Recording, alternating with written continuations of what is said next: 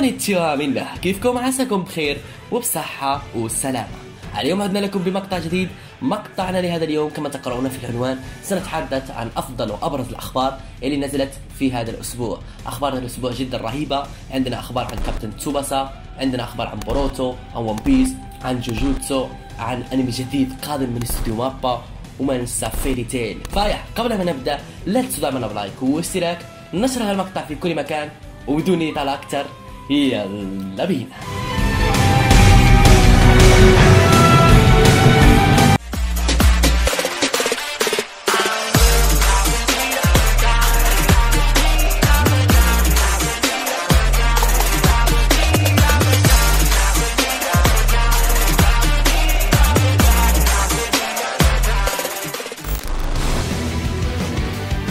رسميا تم الكشف عن صورة ترويجية جديدة للموسم الثاني لأنمي كابتن تسوباسا أو كابتن ماجد.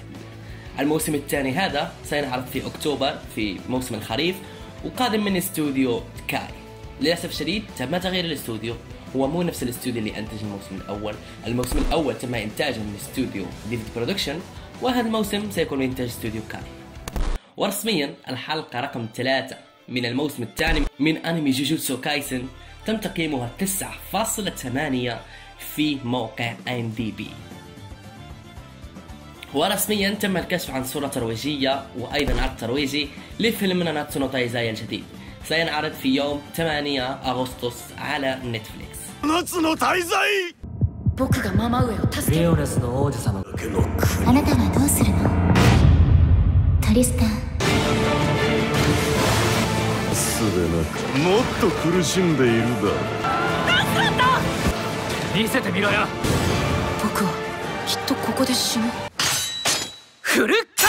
ورسميا كشف لنا استوديو مابا عن فيلم جديد بعنوان مابوروشي كوجو، سينعرض في يوم 15 سبتمبر من ذي السنة، وهذا هو البوستر الخاص به.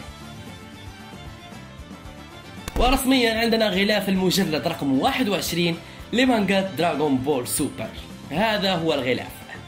ورسميا الجزء الثاني لمانجا بوروتو ستكون بعنوان تو بلو فورتكس، وستعود المانجا بتاريخ 21 أغسطس.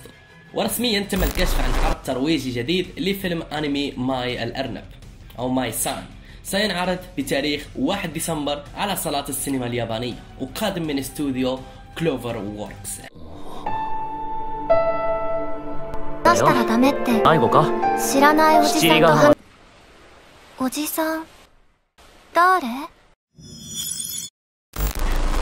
ولعشاق أنمي جوجو تبقى 36 فصل حتى يصل المانجاكا هيروهيكو أراكي إلى الفصل رقم 1000 لسلسلة مغامرات جوجو العجيبة، وبعد رحلة دامت لأكثر من 36 سنة. الفصل رقم 7 لمانجا جوجو لاند ستصدر بتاريخ 19 أغسطس من ذي السنة. ورسميا تم الإعلان عن حصول وان شوت مونستر للمؤلف الأسطورة إتشيرو أودا على أنمي. مونستر تحصل على أنمي سيكون من إنتاج استوديو إي آتش برودكشن، وسيتم تحويلها إلى أنمي بطول حلقة واحدة، وسيكون من إخراج بارك. مخرج بارك هو من أخرج جوجوتسو كايسن الموسم الأول، والوان شوت هذا بتحدث عن ريوما اللي ظهر كمان في ون بيس. متحمس جدا لهذه المانجا الخاصة بإتشيرو أودا.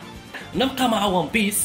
تم الكشف رسميا عن عرض ترويج جديد لمسلسل ون بيس الواقعي، وسينعرض بتاريخ 31 أغسطس، وسيتكون من 8 حلقات.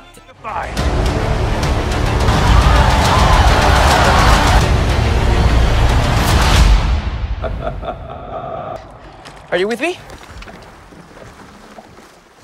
Why would anyone want to be a pirate? This is the best thing there is. A loyal crew by your side. It's ready! ورسميا ريكي مورتي، تعرفون ريكي مورتي؟ أتوقع الكل يعرف. ريكي مورتي يحصل على أنمي. تم الكشف عن عرض ترويجي خاص لريكي مورتي، العمل الكوميدي مشهور، وسينعرض في ذي السنة. لحد الآن ما ندري متى الموعد بالضبط، قالوا بس 2023.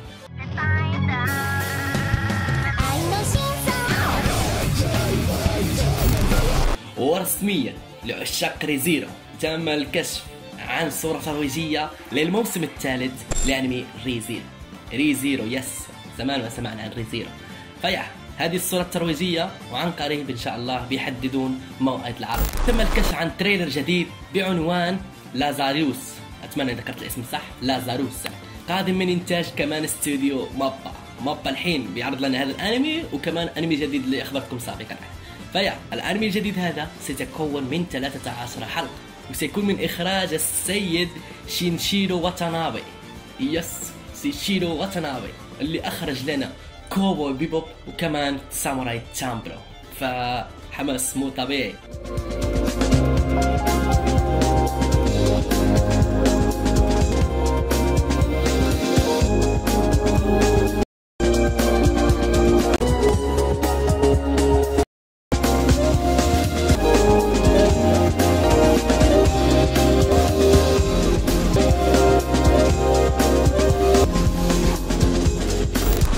ورسميا سيد الرعب الياباني عاد من جديد، سيد جونجي إيتو. تم الكشف رسميا عن عرض ترويج جديد لأنمي أوزوماكي تحفة من السيد جونجي إيتو، وحصلت الأنمي سيكون متكون من 4 حلقات وقادم من استوديو درايف، وللأسف الشديد لحد الآن ما عندنا موعد العرض.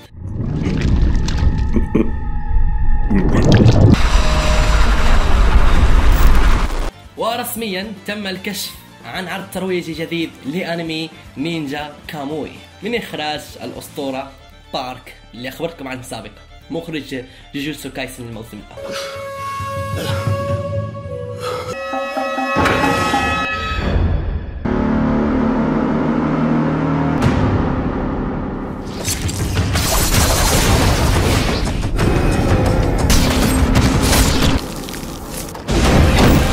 ورسميا عندنا صورة ترويجية وكمان عرض ترويجي لأنمي الجديد الخاص بناروتو، اللي راح يكون متكون من 4 حلقات فقط، وسينعرض في يوم 3 سبتمبر.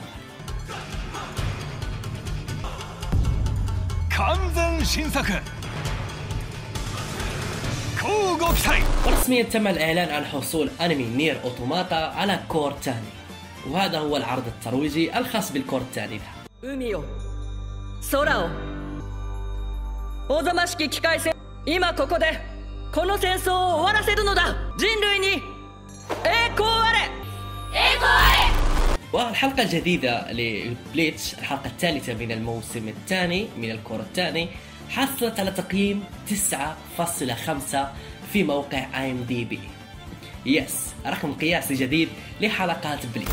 تم إطلاق ملصق جديد للموسم الخامس من أنمي كينغدوم، وسينعرض في يناير في موسم الشتاء في سنة 2024. ورسميا سينعرض أنمي فيري تيل يير كويست 100 في سنة 2024. لعشاق فيري تيل عاد لكم من جديد بقصة جانبية. أحداث الموسم هذا ستكون مقتبسة من قصة جانبية أو من مانجا جانبية للمؤلف هيرو باشير.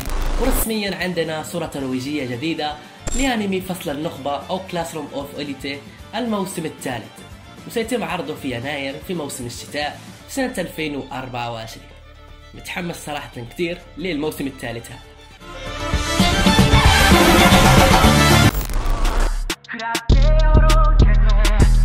وبس يا جماعة الخير، أتمنى يكون عجبكم المقطع. لا تنسوا دعمنا بلايك واشتراك، أخبروني في التعليقات ما هو أفضل خبر بالنسبة لكم، وبدنا نوصيكم لا تنسوا نشر هذا المقطع في كل مكان، وأتمنى توصلوا هذا المقطع إلى أكبر عدد ممكن من اللايكات. بس شكرا جزيلا على المشاهدة، ونلتقي بمقطع آخر إن شاء الله. جانا منا.